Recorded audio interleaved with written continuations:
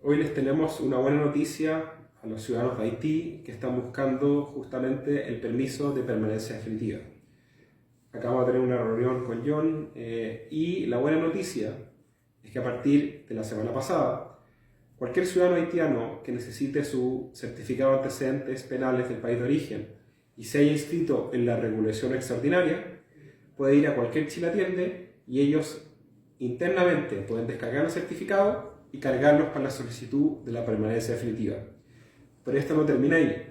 Para el resto de los ciudadanos haitianos que están residentes en Chile y que a futuro quieren pedir la permanencia definitiva, nosotros, a través de la Cancillería chilena, estamos pidiendo al gobierno de Haití el resto de todos los certificados de antecedentes de todos los haitianos en Chile.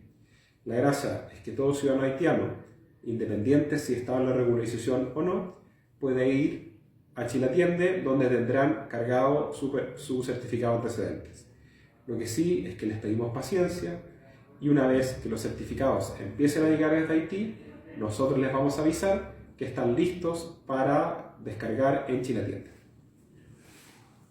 Bueno, j'en dis qu'à son titre que nous tenons une rencontre avec elle et sous processus qui est monde qui est dans la régularisation qui doit poster pour permanence définitive.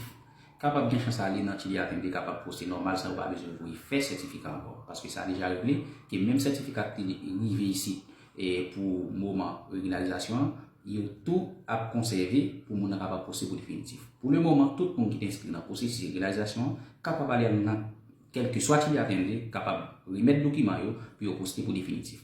Attendez bien, si que passeport perdu, parce que même numéro passeport inscrit dans le processus, c'est lui, il reconnaît toujours, et c'est lui tout qui est dans la base de données. Si passeport est perdu, ou t'as refait passeport, mais numéro passeport avant toujours mentionné dans le passeport, non petit parti par en l'air, ou qu'à toujours à laver passeport, et puis après recevoir le document dans mon capable poster. Donc, je pense que ça c'est une bonne nouvelle pour nous. Donc, tout le monde est capable de bien poser qu'on n'a pas besoin de faire tête chaud, aller dans le Chili attendre, nous pas poster pour permanence définitive sans problème. Merci.